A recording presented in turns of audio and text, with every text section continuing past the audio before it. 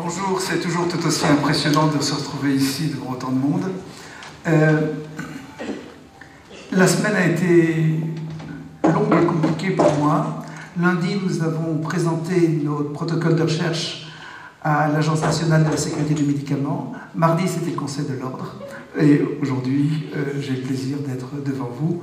Et ayant eu l'immense plaisir ce matin de faire une marche avec Francis dans les Vosges, ce qui a plus d'un côté était extraordinaire pour moi. Je voudrais juste essayer d'être clair. Le cancer, il y en a à peu près 400 000 nouveaux cas par an. Nous ne nous adressons pas aux cancers quasi bénins, les petits cancers de la prostate, les petits cancers du sein. Ça fait à peu près 180 000, 200 000 cancers.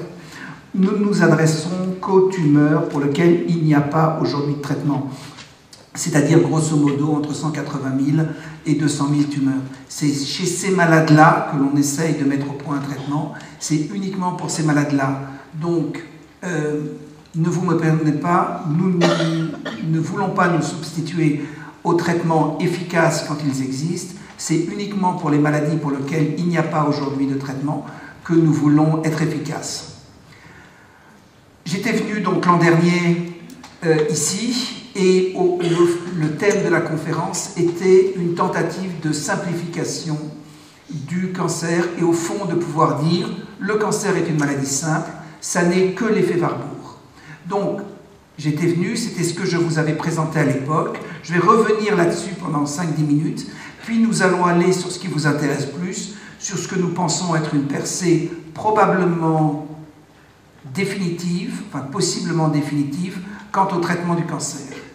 Donc, que le cancer soit l'effet Warburg, je vous rappelle juste un petit peu pour ceux qui n'étaient pas là ou qui ont oublié, Warburg, prix Nobel de médecine, comprend en 1920, c'est-à-dire il y a maintenant bien longtemps, que le cancer est une maladie de la fermentation du sucre. Vous avez ici un PET scan, c'est-à-dire une imagerie d'un malade qui en a injecté du sucre radioactif, et vous voyez que son cancer, en l'occurrence ici dans les ganglions du cou et du médiastin, c'est évident, vous le voyez, fixe. Et ce que dit Warburg en 1920, tous les cancers captent le sucre, et cette captation du sucre qui ne peut pas être brûlée, qui sécrète de l'acide lactique, eh bien ça explique le cancer. Donc on est en 1920, je ne vais pas vous refaire toute cette histoire-là, mais ce que dit Otto Warburg, c'est la mitochondrie. Alors le terme de mitochondrie n'existe pas encore à l'époque. La mitochondrie fonctionne mal. Alors il parle de granules. Il ne va pas employer un nom mitochondrie qui est un nom qui a été développé par les anglo-saxons.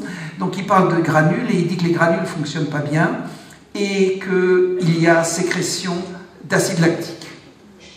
Pour lui, le cancer c'est ça, ça n'est que ça. Et il aura le prix Nobel, mais pas pour l'effet Warburg. Il mourra dans les années 70 et la deuxième partie de sa vie sera moins productive que la première. Mais toujours est-il que dans les livres de médecine, en tout cas quand j'étais gosse, dans tous les textes, dans les livres de cancérologie, on commençait par l'effet Warburg, qui a été progressivement oublié pour passer derrière la biologie moléculaire. Je vais passer rapidement sur tout ça.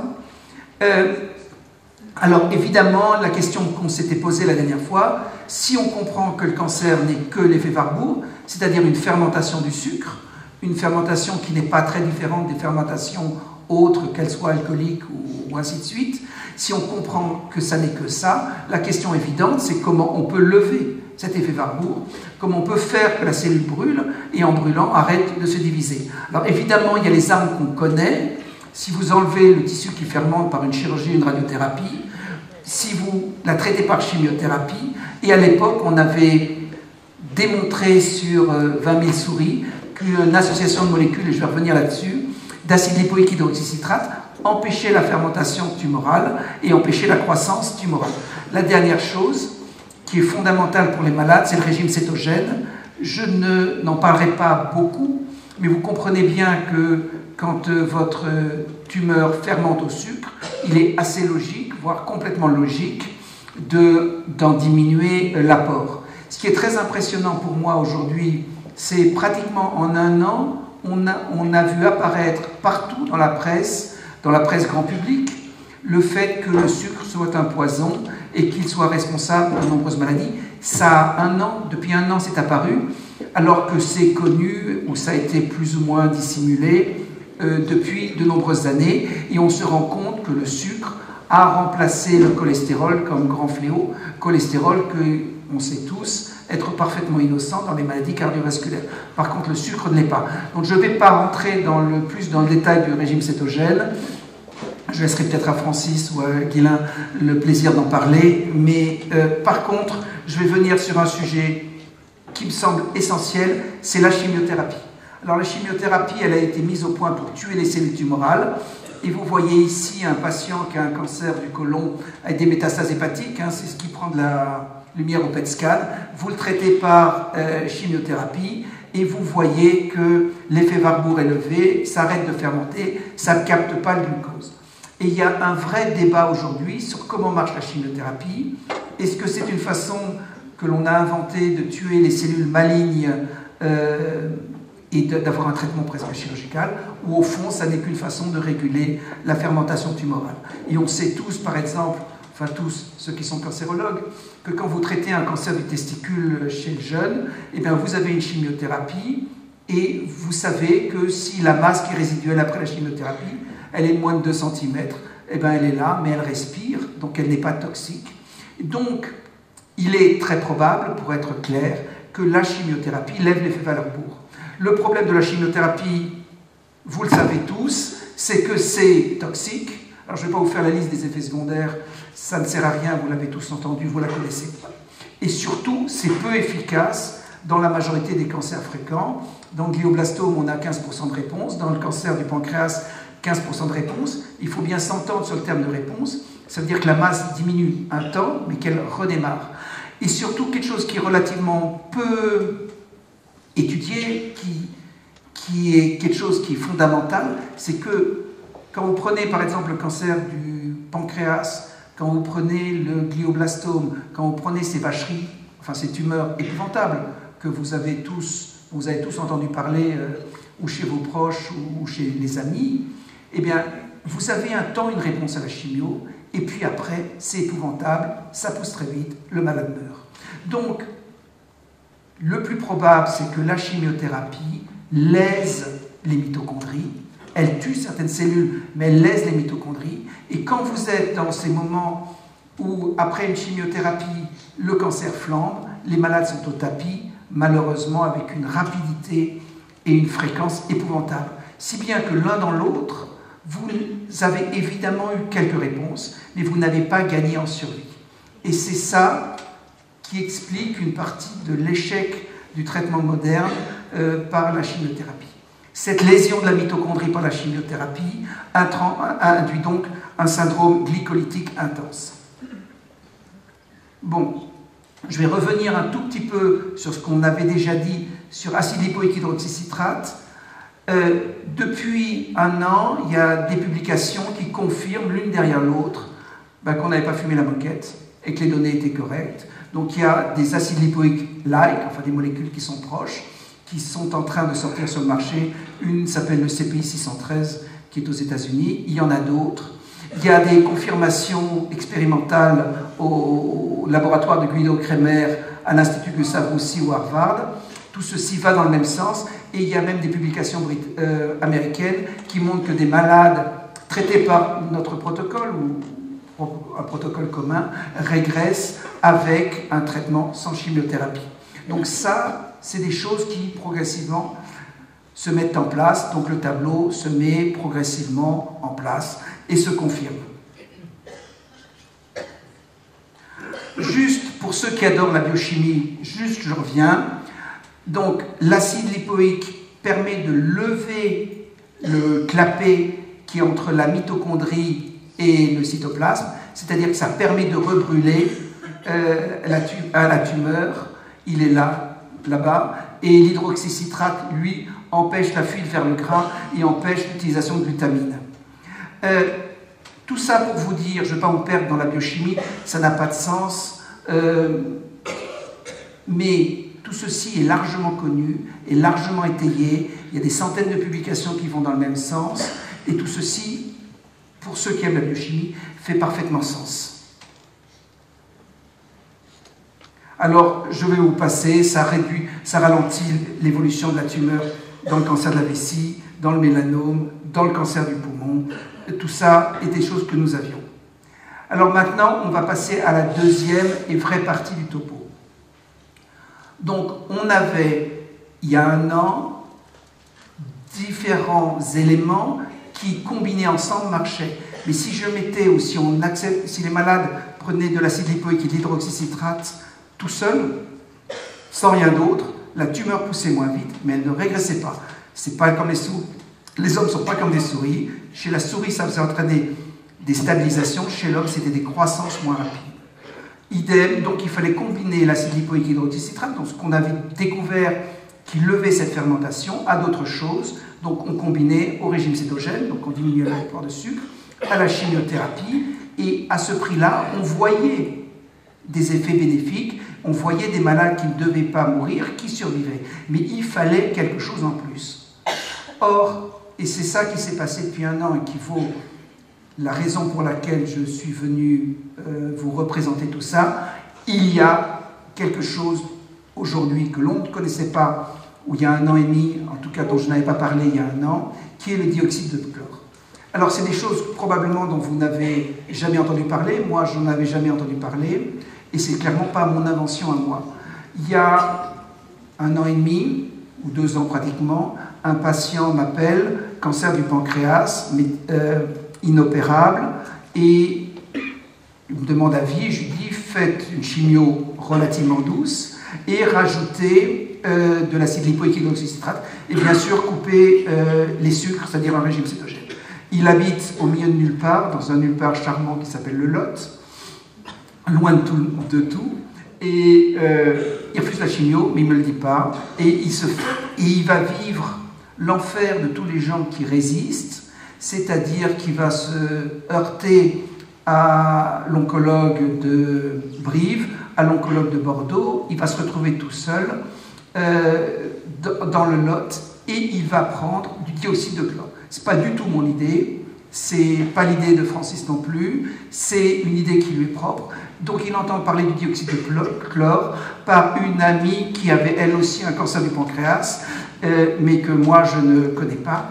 Donc il va prendre ce dioxyde de chlore avec de l'acide lipoïque et de l'hydroxycitrate, régime cétogène.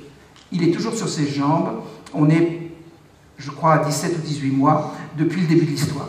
Alors pour ceux qui connaissent les cancers du pancréas, des gens sur des vrais adénocarcinomes pancréatiques, dont des maladies mortelles à 3 mois, voire 6 mois, d'avoir quelqu'un qui n'a pas de chimio, pas de radiothérapie et pas de chirurgie, si ce n'est une dérivation, qui soit sur ses jambes et qu'il est venu à Paris il y a un mois, et ben c'est étonnant. Donc on s'est retrouvé tout d'un coup devant quelqu'un qui survivait. Donc quand vous avez quelqu'un comme ça qui vient, la première question évidemment, est-ce qu'on a affaire à un dingue? C'est la question que tout le monde se pose, et donc Norbert a la gentillesse de venir, et je peux vous assurer, il n'est pas dingue. C'est quelqu'un totalement normal, totalement mesuré, et qui ne voulait pas d'une chimiothérapie débilitante, et qui a décidé de se prendre en charge.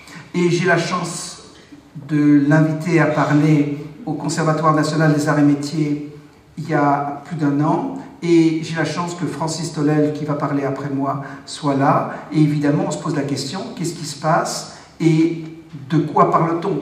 Le dioxyde de chlore ou le chlorite, qui est la solution mère, étant des choses dont moi je n'avais jamais entendu parler. Alors revenons à l'histoire du dioxyde de chlore.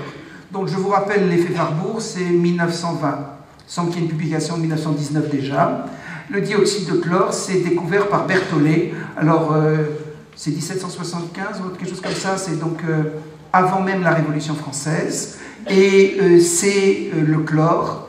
C'est un cousin de l'eau de Javel, c'est un cousin du liquide de Daquin pour se laver les plaies, et on comprend, avant même qu'on ait isolé les germes, avant Semmelweis, que quand on se lave les mains dans de l'eau chlorée, à l'époque on ne sait pas très bien ce qui est chlorite, hypochlorite, enfin c'est de la chimie, on peut stériliser les choses. Et dans l'épidémie de choléra de 1832, donc bien avant Warburg et bien avant l'industrialisation même de Saint-Amarin, eh bien, on peut stériliser. Et Semmelweis, qui va, en 1840, se rendre compte que les bactéries sont nuisibles pour les femmes qui accouchent, eh bien, il va se laver les mains dans de l'eau avec du dioxyde de chlore. Le chlore, le dioxyde de chlore, est en vente libre, et c'est toute la beauté de tout ça. Vous le trouvez au Vieux Campeur, par exemple, où vous voulez, ou y compris dans la chloration de l'eau de boissons, pas celle de la fontaine de Guy Souze, où on a été aujourd'hui, qui était splendide, mais vous avez dans l'eau, et dans l'eau de la piscine, et ainsi de suite. Donc c'est une molécule extrêmement connue, extrêmement bien caractérisée, et dont on produit, je crois, 1 500 000 tonnes, ou quelque chose comme ça, de par le monde. Donc c'est quelque chose de redoutablement connu. Alors, évidemment, on va se poser la question, est-ce qu'on a là un adjuvant au traitement métabolique qu'on avait avant? Est-ce qu'on a là quelque chose qui peut remplacer la chimiothérapie?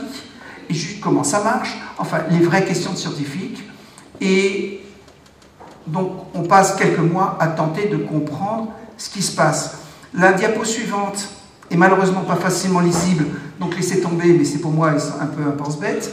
Donc, si on met du dioxyde de chlore sur la mitochondrie, sur les cellules, le dioxyde de chlore, eh ben, il relance l'activité mitochondriale à des concentrations extrêmement compatibles avec les concentrations humaines, et la mitochondrie redémarre. Donc, on avait probablement ce que l'on cherchait, c'est-à-dire le traitement complémentaire à l'acide lipoïque hydroxycitrate qu'on avait avant, qui n'était pas une chimiothérapie. Alors, comment ça se fabrique, ce truc-là? Alors, vous l'achetez habituellement sous forme de liquide, mais ça existe sous forme solide aussi. Alors, le dioxyde de chlore est un radical libre, c'est un truc qui a une demi-vie très courte. Donc, vous êtes obligé de le fabriquer. On ne l'a pas fait exprès, c'est comme ça. Donc, vous devez mélanger deux choses, un acide, en l'occurrence de l'acide chlorhydrique, et du chloride de sodium.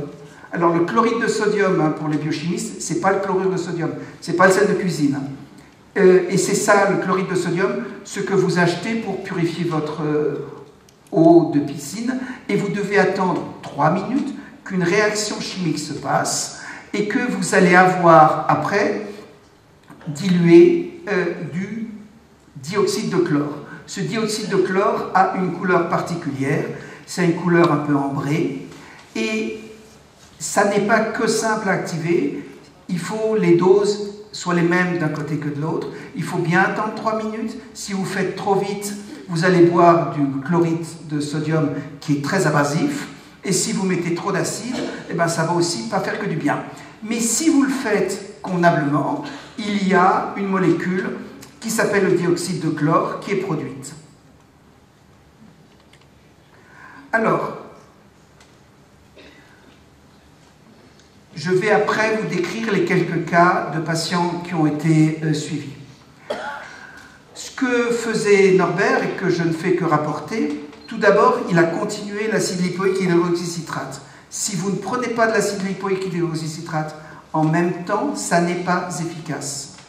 Il faut relancer la mitochondrie par les moyens dont on dispose, c'est-à-dire le traitement métabolique qu'on connaît, le régime cétogène et aussi le dioxyde de chlore. Et vous allez, dans un premier temps, augmenter la fréquence pour aller à une dizaine de prises par jour, ce qui veut dire que ça n'est pas que simple. Il va falloir, entre autres, que le patient se lève la nuit pour qu'il en prenne, mais je vous rappelle que le cancer pousse la nuit. C'est comme la barbe.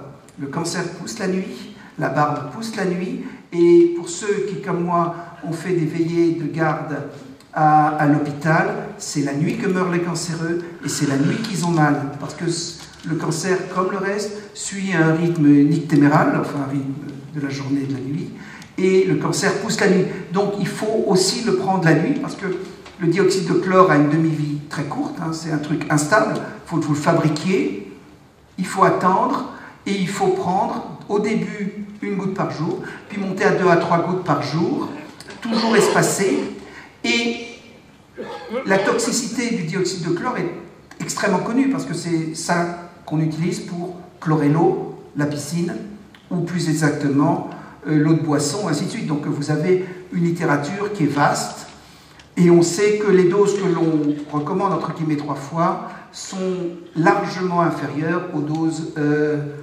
toxiques. En clair, il n'y a même pas de dose toxique très claire. Et par contre, et c'est ça le point fondamental, ce traitement n'a de sens que si les malades suivent leur maladie. Et il y a pour, grosso modo, 60-70% des malades, des marqueurs tumoraux que l'on peut doser. Ça s'appelle le PSA dans le cancer de la prostate, ça s'appelle l'ACE dans les cancers digestifs, ça s'appelle le pic monoclonal dans les myélomes, mais on peut suivre. Et c'est comme ça qu'on voit rapidement si on a un effet ou pas. Et c'est dans les 15 jours, c'est-à-dire pas dans les 6 mois, que vous voyez quelque chose.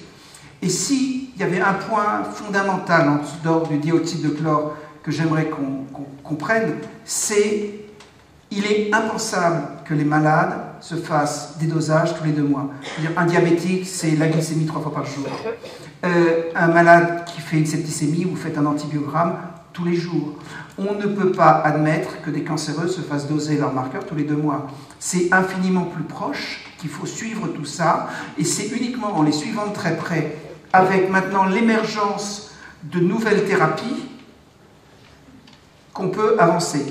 Je vais vous raconter le cas d'une malade qui est Marie Jo. Elle a témoigné sur notre site qui s'appelle Guérir du cancer. Cancer du pancréas métastatique, inopérable et par là incurable. Donc vous voyez la première, elle est à peu près stabilisée pendant 2 ans par une chimiothérapie. Elle se met sous régime cétogène, ça ne marche pas. Les marqueurs, c'est-à-dire ce qui est un témoignage de l'évolutivité. Vous pouvez regarder l'évolutivité de plusieurs façons, la gueule du malade, hein, c'est vachement important.